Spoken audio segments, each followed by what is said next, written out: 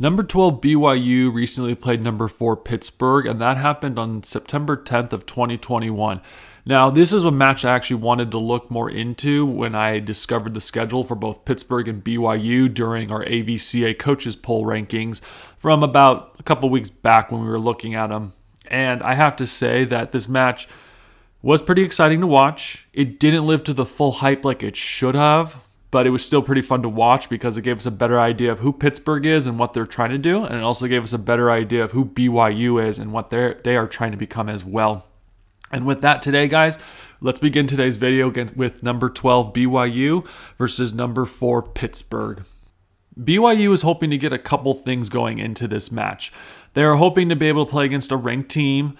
They were hoping to play against a large crowd that wasn't their home fans, and they were hoping to play in a playoff environment. And Pittsburgh provided all three of those for BYU this last weekend, which is good because that's what BYU wanted.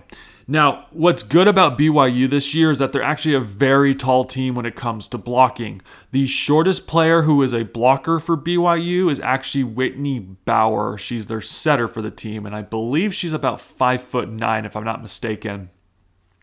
Now, BYU, really disciplined team when it comes to blocking. In fact, they had about 20 blocks during the match against Pittsburgh, but there are some weaknesses to BYU's blocks.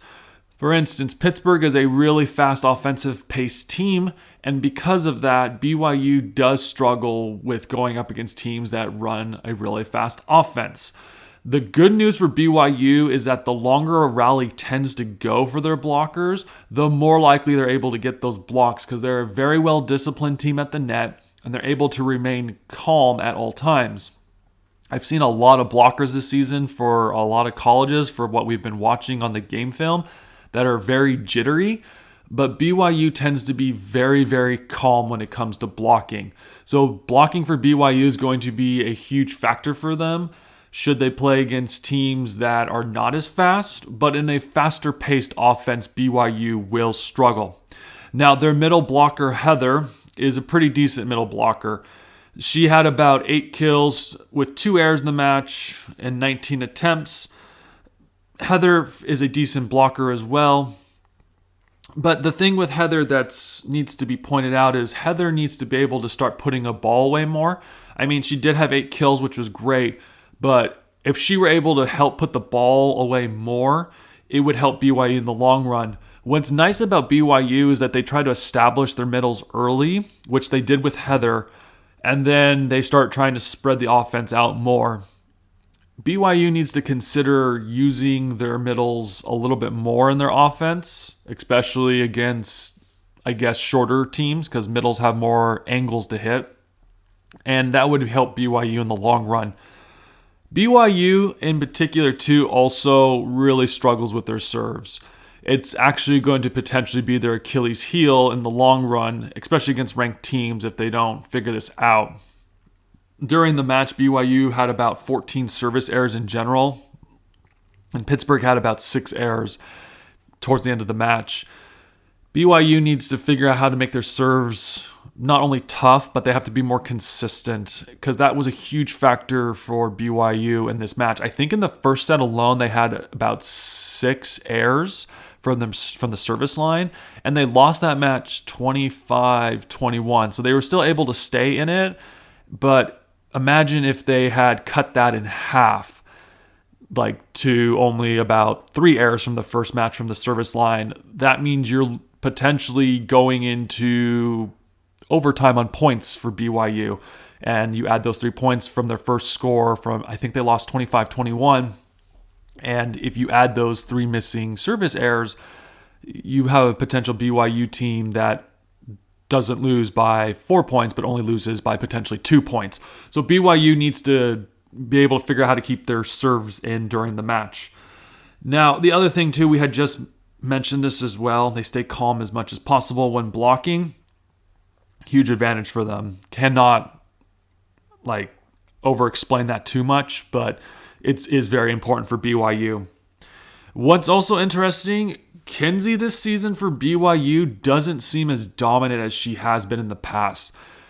I've been following the University of Utah volleyball for a while, and I know Kenzie's with BYU, but Kenzie did transfer to BYU, and in the past, Kenzie seemed like an extremely dominant hitter and just player in general. During this match against Pittsburgh, even though she was pretty good, she just doesn't seem as dominant as she has been in the past. She had about 13 kills with 4 hitting errors on 40 attempts. Now, it might have been that Kenzie is still trying to gel with her new teammates at BYU. I mean, she is a transfer student in her graduate year at BYU, whereas at the University of Utah, she had been there for such a long time.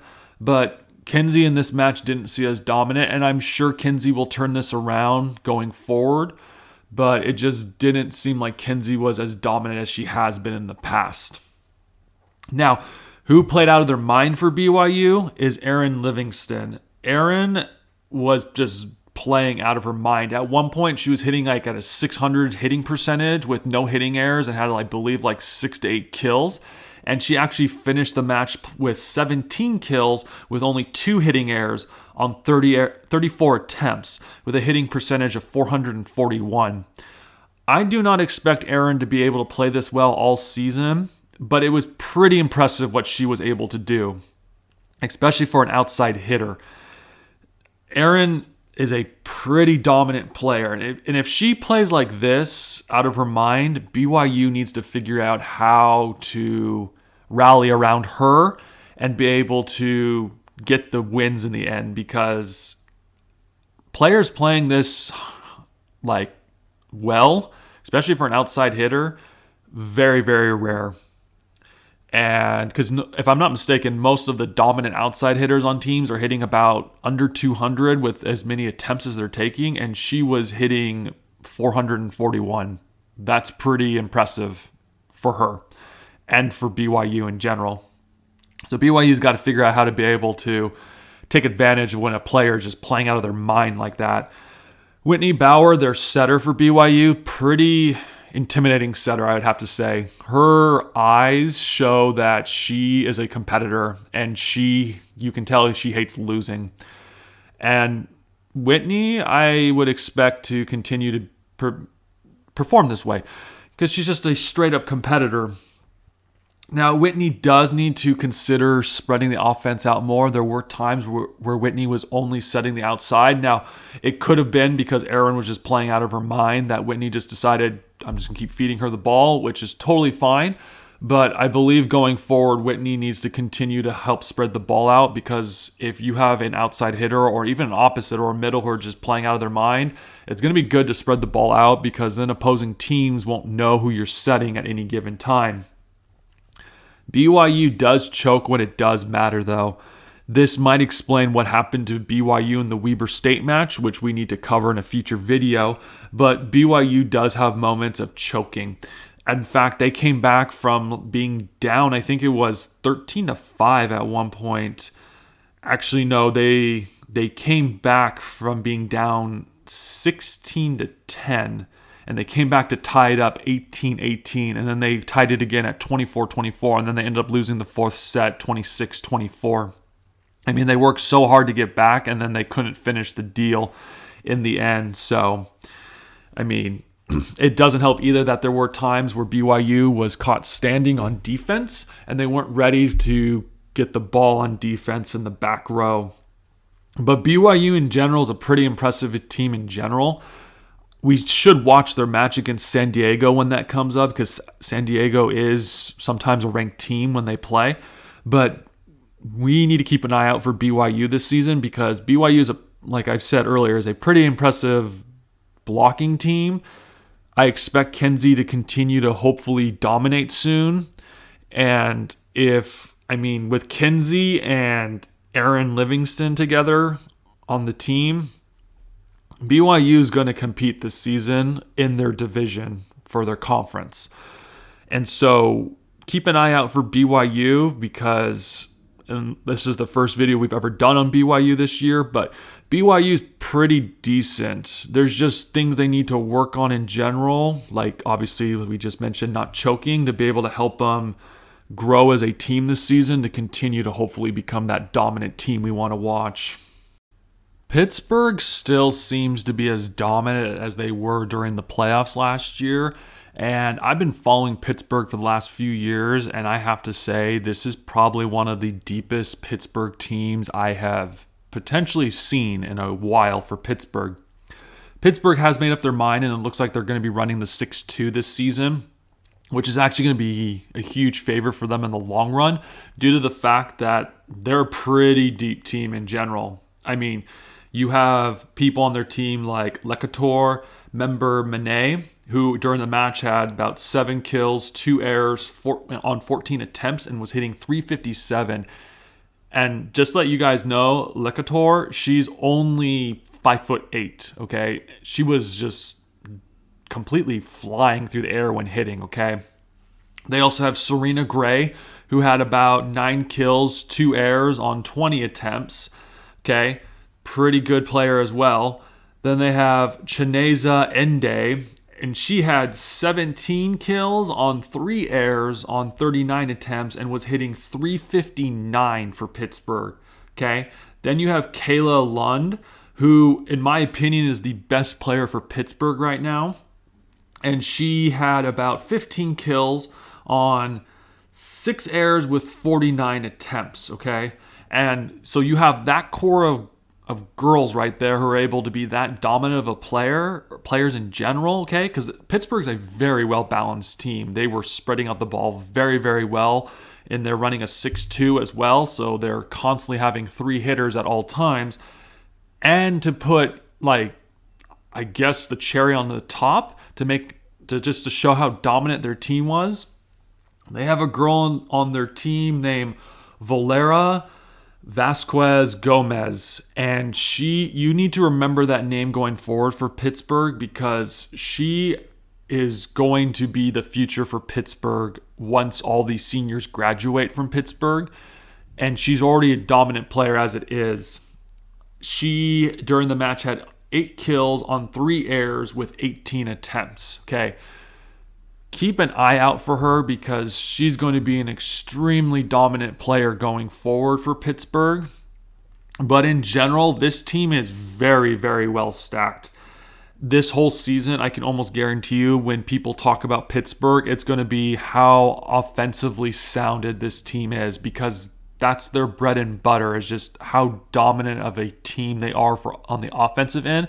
And they're actually hitting the ball pretty well as well. Like, it was almost like watching, I would say, the equivalent of junior high, not even junior high, I'd say high school boys hitting the ball at times. That's just how hard they were hitting as a team.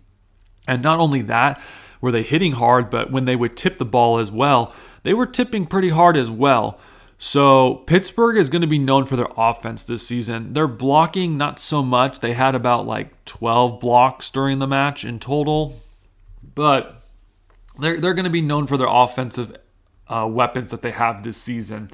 Now, for their, like we just talked about, their block, I mean, with 12 blocks, not bad, but they did make it up with having 72 digs during the match. So they're a very scrappy team in the back row as well. So what they're lacking on the net, they can make up with back row defense, and they did have 72 digs during the match. So pretty interesting team to watch.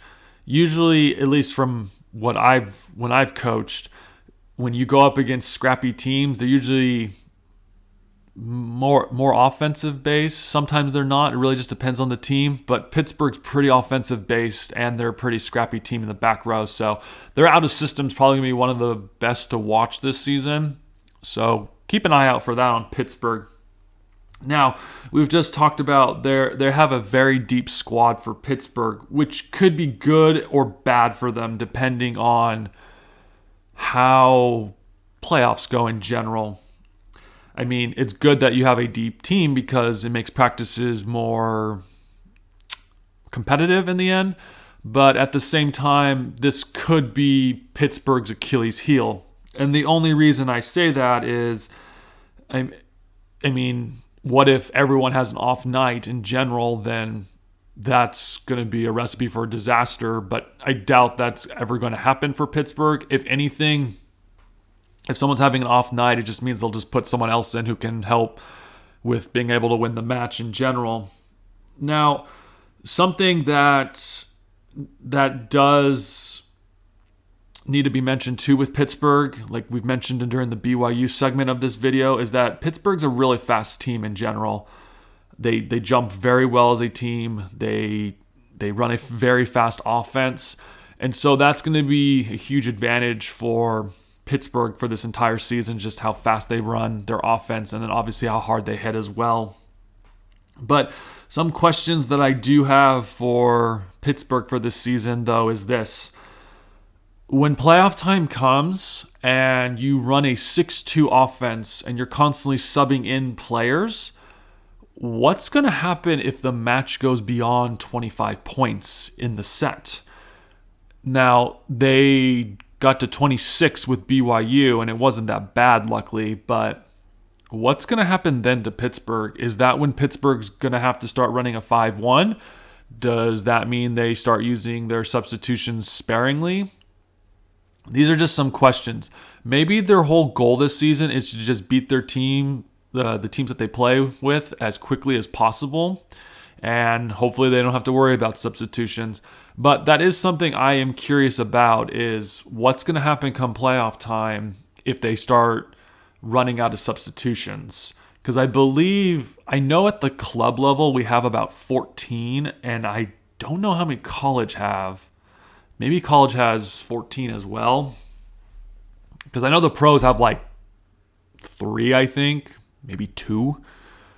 Maybe even 4 or 5. I can't remember. It's really low in the pro level. So college can't have that many, if I'm not mistaken. So I'm curious to know how many substitutions the college level has and what's going to happen if they play against a team and it goes beyond 25 points. Last thing with Pittsburgh, communication needs to be worked on as well for this team. For how dominant of a team they can become, communication is going to be a huge thing for this team. There were times where when they were hitting that they weren't communicating that well with each other. And there was also times where, especially during the 6-2 with a constant changing of the setter, you got to be able to communicate about who's taking the ball, who's the new setter. And it just seems like at times Pittsburgh just didn't have that communication. And I'm sure as the season progresses, they'll learn. But communication is going to be a huge key for this Pittsburgh team going forward, especially with running a 6-2, if that's what they're going for this season.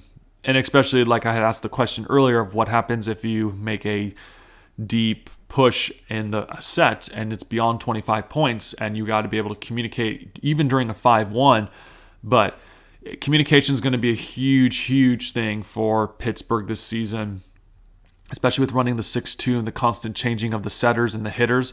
But in general, Pittsburgh's going to be a really fun team to watch. Very offensive-minded, 3 hitters up on the front row at all times. Opposing teams are going to have to get ready and do a lot of homework because they not only have to scout out the potential 5 main hitters in a 5-1 system when they play Pittsburgh, but because of how many options they have, they got to be able to scout almost everyone out on this team. So keep an eye out for Pittsburgh, guys, because during the playoffs, Pittsburgh is still going to be probably 100% offensively minded. And I'm curious to know how they're going to do against a team like Texas, where Texas is very defensive minded. So that would be actually a fun match to watch in general come playoff time. So keep an eye out for Pittsburgh because, like I keep saying, very offensive-minded team and a really fun team to watch offensively.